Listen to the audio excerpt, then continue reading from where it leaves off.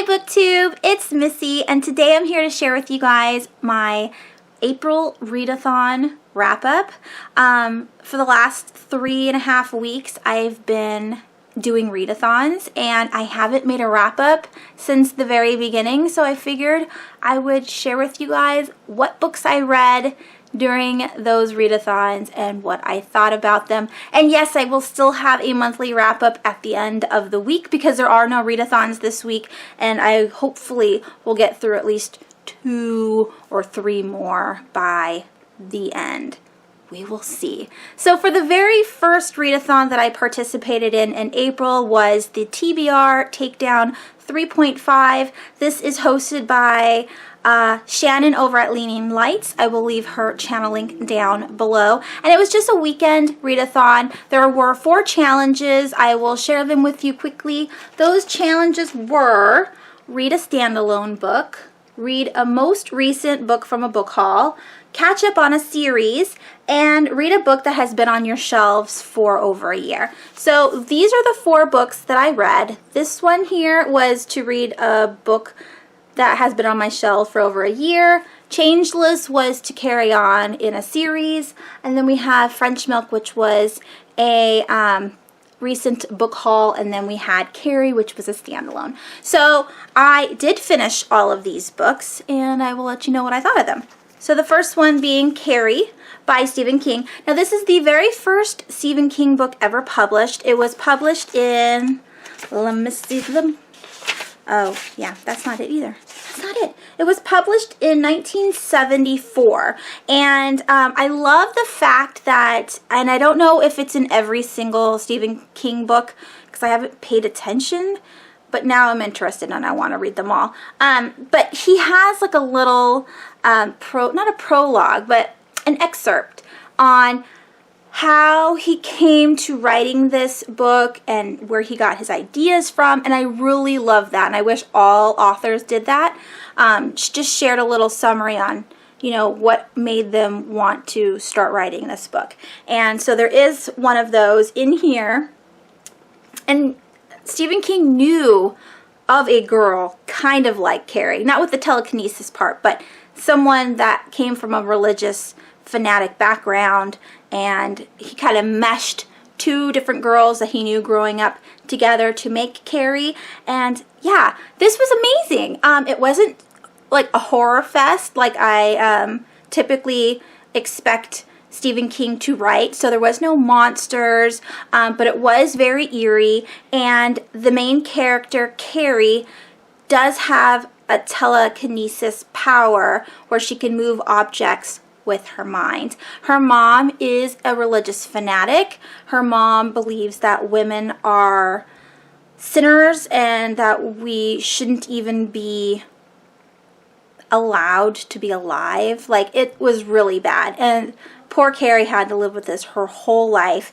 And one day at prom, Carrie snaps. She's just like, you know what? F it. I don't care anymore. Everyone gonna die right now. And that's exactly what happens. She just goes on a rampage, and I thought it was so good. I loved it. And another cool thing about this story is, if I can find a page that has it on there, well, I don't want to take up too much of your guys' time. So anyways, this book is a collection of reports from like news stories and a like a memoir that one of the girls wrote that was alive during Carrie's time, and a couple other like research papers. So you get like a feel for what everyone thought about Carrie and the whole phenomenon on the telekinesis. Am I even saying that right? Telekinesis? Anyways, I really enjoyed it, and it kind of like, you know, told me a little bit of how Stephen got his ideas from for the rest of his books, because he does bring on a lot of that jumping from other people's perspectives in his stories, and so I really enjoyed reading that in this very first book. And yeah, so that's a standalone, and it was super short. I mean, I was surprised. This is 242 pages, the shortest Stephen King book I think there is. So it was very easy to read. The next book that I finished during that time was French Milk by Lucy Neasley, and this is a memoir, nonfiction about the author and how she went to France for her mother and her's birthday, and they stayed there for a month, and what they did and what they ate. And so I thought that was really cool. There are actual pictures of Lucy's trip in there, and then of course her drawings, and the drawings are in a diary format, so it tells you the month, the date, the time, where they were, and yada yada. So yeah, I liked it. I gave it 3 stars. Kara, I gave 4.5 or 5 stars because it's Stephen King. Alright, the next book that I finished during that weekend was Changeless by Gail Carriger. This is the sequel to Soulless, and Alexia Terabody has another mystery to solve, and I thought it was amazing, and I just loved it. There's a lot of like bickering back and forth between husband and wife, which I always like, you know, reading about bickering married couples, because this year my husband and I will be celebrating our 19th anniversary, which is absolutely ridiculous because it's like such a long time. So yeah, I like that kind of banter, and we get to meet a whole bunch of new characters, which I loved as well. I cannot wait to get to the next book in the series, and I'm so happy I have this one. I think I gave this one 4.55 stars as well. And the very last book that I finished over that weekend was Living Dead Girl by Elizabeth Scott. Now this I bought for $1, and this is the advanced reader's copy, so I think this is what the actual cover looks like if you wanted to purchase this. I'm pretty sure, but anyways, that's getting off topic. This is a very, very short book. It was 170 pages, and it's about a girl named Alice. That's not her real name. She was given that name to her by her captor. She was kidnapped by a man when she was about to turn 10 years old, and has been living with this man for the last 5 years. Not only does he sexually abuse her, but he also physically abuses her, starves her, and overall tries to keep her looking like a child, because overall he is a pedophile. He wants his kids small, and so normally his MO is by the time the kids reach 15, they no longer look like little girls, they look, you know, like women, and so he kills them. And Alice is hoping that he gets to it soon because she's absolutely sick of living with this man. And she also has the knowledge that women in her position normally are supposed to, you know, ask for help, run away, but like all captors, they tell the person that's been kidnapped that if you say anything, I will kill you or your family. And so that has her quiet the whole time, and not only has he told her he's done it in the past, she believes him, and so she's just like, well, I don't want you to hurt my family, and so she remains quiet. And it was just a very tragic, sad story, and I told you guys I read Lolita last month, and really, I almost fell over, and really enjoyed it, and that is a story about a pedophile, but that was completely different. I mean, yes, HH is a pedophile at its core, but it's a romantic story, and he loves this girl with all of his heart and soul, and he does everything for her, and, you know, dotes on her and buys her things and keeps her well fed and like puts her in the nicest hotel rooms, and just, you know, just loves this little girl, whereas this man doesn't, and he just ruins her like completely. And both girls are ruined, but this one is much, much worse. If you want to read an emotional tale of a girl who has been kidnapped and what happens along the way, then I would pick this up. I don't believe I will be keeping this because I don't want to read it again, but I'm glad I did to get that kind of perspective. It was just really sad. Yeah. So those were the 4 books that I read during the 8th through the 10th. Now on the 10th of April, that actually started the Genrethon, and this one was hosted by Under the Radar Books and a couple other girls, and I will leave their channel links down below. Now with the Genrethon, there were, the only challenge was that you had to read 3 books with 3 different genres. So I actually finished all of these 3 books on Sunday, so I started off the Genrethon with these 3 books, and then I finished Carrie during the week, and then I also added, where is it? Oh, the picture book. I also added Morris Micklewhite's and the Tangerine Dress. And if you guys remember, I went over this book a couple weeks ago. This is written by Christine Baldaccio and illustrated by Isabel Malenfant. This is about a boy who likes a tangerine dress that he has at school, and so he wears it, and the girls make fun of him and the boys make fun of him, and he feels a little bad, but his mom doesn't care, and she like says, oh, it's fine, you can wear whatever you want, you can do whatever you want. And so he's inspired to draw pictures, and with these pictures he draws himself in this dress, and then all of the kids like start liking him and realizing that it's not a big deal to be a boy and wear a dress. And I just thought it was such a great story. So you see the boys, they're shunning him, and the girls trying to steal the dress from him.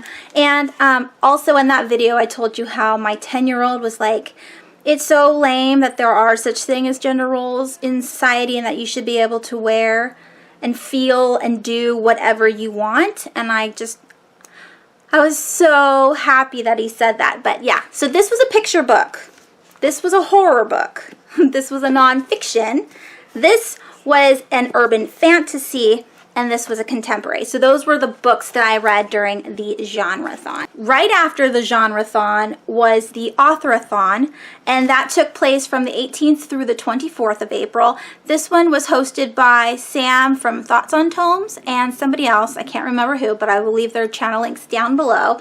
There were 6 challenges for this particular read-a-thon. 1 being your favorite author, 2 being a new author to you, 3rd being give an author a second chance, 4th was a debut author, 5th was read a book that had 2 authors, like a co-author for the book, and then the last one was to read an author from a different continent than you. So for the first one, I chose Salem's Lot by Stephen King, because Stephen King is my favorite author of life, but there's no way I could read, 700 pages in a week. So I decided to switch this up. I did read a little bit of this, but I ultimately ended up going with Rochelle Mead. This is Last Sacrifice, the 6th and final book in the Vampire Academy series. I read this with Penelope. This was amazing. I absolutely loved the conclusion of this series. I just love all the characters. If you haven't picked up Vampire Academy, do it. I know people say, well, it's kind of like not my thing. I'm not really interested into vampires. It's not about vampires, okay? Yeah, they are vampires, but that's not what the book is about.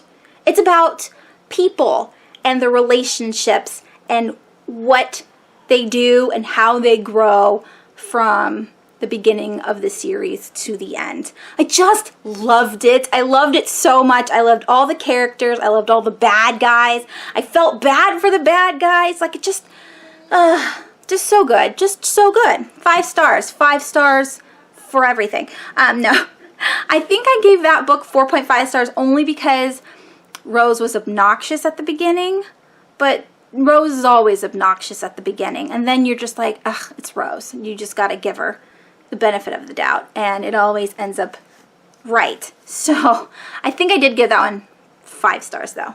I can't remember.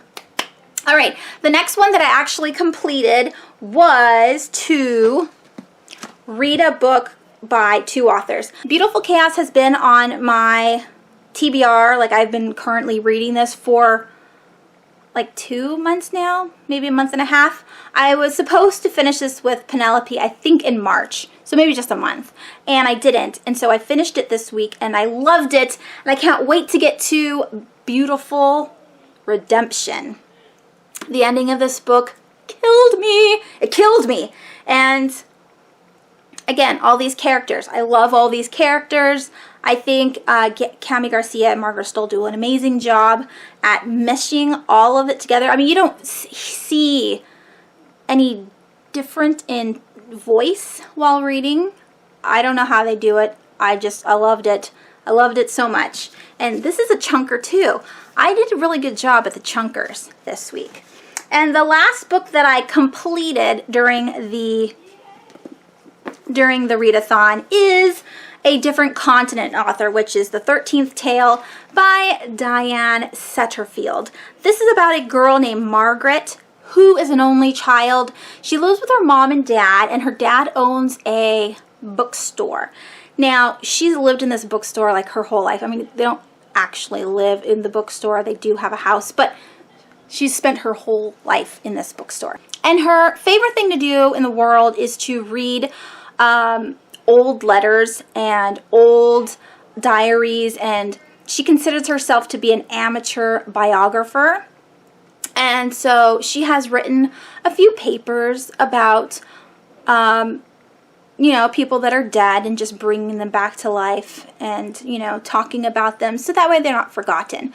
Well, one day her dad has a book in his study by Vida Winter, and everybody loves this woman, and Margaret's like, ugh, I don't like fantasy or fairy tales or anything that this woman could possibly write.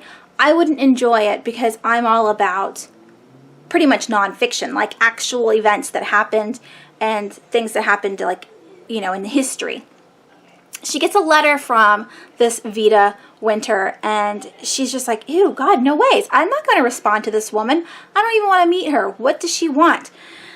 But she decides that she's going to read Vida Winter's book and devours it that night. And so she has this epiphany. Okay, I will go and check out and see what this author wants, and we'll go from there. So she meets the old woman. The woman convinces her to write her biography, and the book is born. It was so good. The writing, when I first opened this book up, I was like, oh my God. The margins are super tiny. The font is super tiny. I thought, this is going to take me forever to read, and it was a dream. I never wanted to put it down. I was enthralled just as much as Margaret was in Miss Winter's story. I was reading along with Margaret, like trying to figure out what the mystery was, trying to figure out just everything, and I never did. When I thought I had a really strong grasp on what the story was about and like who the people were, I was wrong. I was wrong at the end, and it was just so good. This is an adult mystery, so if you want to pick up an adult mystery about books, then definitely pick it up. I really, truly enjoyed it. And also, if you are a twin or you like reading about twins, this is about twins, and it was just so good. I love books about siblings, so I gave that one 5 stars. And I know I was very, very good about the 5 stars this month. Well, maybe just these ones. I gave all of these ones. Oh, you can't even see. I gave these ones 5 stars because they were so good. All right, and the ones that I started but haven't finished yet. So there was the debut author, which was Guile. I am currently on page 95. I was hoping I could finish it yesterday, but then I just kind of gave up. This book is not engaging whatsoever. It's kind of like a fairy tale. And that's all there is. There's no mystery. Well, I guess there could be a mystery, but I just don't see it yet. And the whole thing that I was really excited about, the Guile part, where things aren't what they seem if they're soaked in this water for long enough, isn't really that spectacular. And so I will continue, I will continue the book and finish reading it. But so far it's just like a 3-star. Nothing super amazing. Maybe my mind will change towards the end, but so far, nah. It's meh. Alright, I also started a new author, which was In the Woods by Tana French. This one I'm really interested in finishing. I am currently on page 121. I am buddy reading this with the Maddie Hatter, and I will leave her channel link down below. But her and I are buddy reading this, and so we don't want to read past each other. And when I was reading one book, she was waiting for me, and then when she was reading a book, I was waiting for her. So we're going slow so we can finish this together. But it's about the Dublin murders. So the main character is his name's Rob. But when he was little, about, I think it was 12, him and his 2 friends were playing in the woods, and then they were never found again, but he was, and he was all bloodied up and everything. And so nobody knows what happened, and now he is a murder detective. And the murder case that he's working on right now at the beginning of the story takes place in the same hometown that he grew up in and where that mystery happened. And so he doesn't know if those 2 cases are intertwined at all, but he's starting to freak out. Like, he's taking it too personal because it is so close to home. And so, yeah, I want to find out who the killer is, like, really badly. So, Maddie, if you're watching this, let's go. I can't wait to finish the book. All right, and then the very last one that I was going to get to was a second chance author, and that was Girl of Nightmares by Kendar Blake, but I never picked it up. I just didn't feel like it. I kind of have no desire to read this, and I don't want to give up on it because that's just the way I am. So I will eventually pick it up at some point in time, but I just didn't want to this week. Alright, so with all of that said, what did I read for Dewey's 24-hour readathon? Well, I read Beautiful Chaos, the entire thing.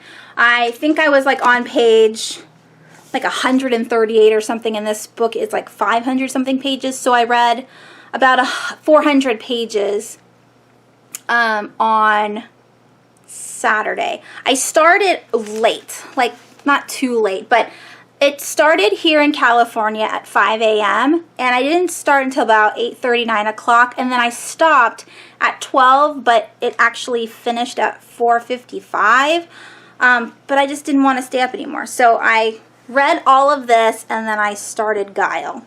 And that was it. I think I read only like 30 pages of this before I went to bed. But a good attempt. Oh, look. They're kind of close in color. So, yeah. And then I think that's it.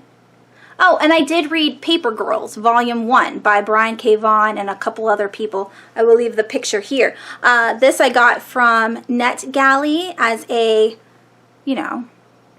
free graphic novel. But with the graphic novels on NetGalley, you do have to read it from Adobe Edition, like the reader thing for your computer. Like, you don't get to keep any of the graphic novels. They expire over like 2 weeks or something like that. And so, yes, I didn't get to keep it. But I gave it 3 stars. I thought it was very strange. It's about girls that are actually paper route girls, which I thought was amazing because when I was in 7th grade, I actually had a paper route, and it was a pain in the ass, and I had to wake up really early in the morning, and I had to fold the newspapers in thirds and put the rubber band around it, and in the the graphic novel, the girls are having the papers on their backs, like, you know, in a pouch.